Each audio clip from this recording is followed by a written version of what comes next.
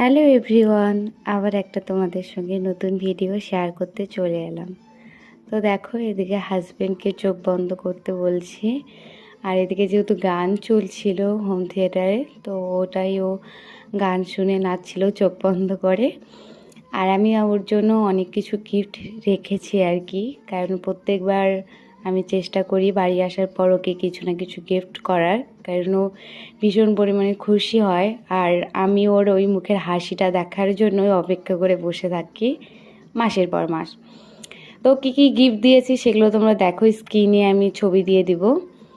তো আজকে আমি দিয়েছিলাম ওকে হলো একটা ফোন কভার, আমাদের ফটো দিয়ে বাঁধানো ফোন কভার ছিল, আর একটা ছিল ও এতদিন যেখানে পোস্টিং ছিল সেখানকার একটা ছবি আমি বাঁধাই করে ওকে গিফট করেছি স্মৃতি হিসাবে রাখার জন্য।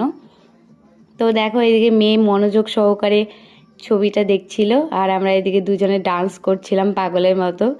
আমি মিউজিকটা শেয়ার করতে পারছি না, কারণ মিউজিকটা হয়তো শেয়ার করলে কপিরাইট দিতে পারে। তো দেখো, ভয়েস দিয়ে দিচ্ছি, একটু অন্যরকম লাগতে পারে, জোকার জোকার টাইপের, বাট এটাকে কিছু মনে করো না, চাইলে তোমরা ইগনোর করতেই পারো। তো দেখো, মেয়ে এদিকে লাফালাফি করছে, সব কিছু ও মনোযোগ সহকারে দেখছিল আর বলছিল পাপাকে এত কিছু গিফট করলে আমার জন্য গিফট কোথায়। সত্যি বলতে এই মানুষটা আমার আর আমার মেয়ের জন্য অনেক কিছুই করে। আমরা যখন যা চাই সব ইচ্ছা পূরণ করার চেষ্টা করে, আর সেটা ওর পকেটে টাকা থাক চাই না থাক, মন দিয়ে চেষ্টা করে জিনিসটা আমাদেরকে দেওয়ার জন্য।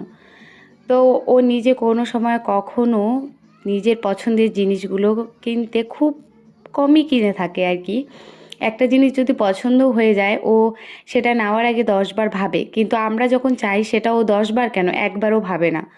তো আমি চেষ্টা করেছি আমার নিজের ইনকামে তাকে কিছু গিফট দেওয়ার জন্য, কারণ আমি এখন যেহেতু ফেসবুক থেকে কিছুটা পরিমাণ ইনকাম করে থাকি, তার জন্যই আমি ভেবেছি যে ওকে আমার টাকায় কিছু শপিং করিয়ে দেবো।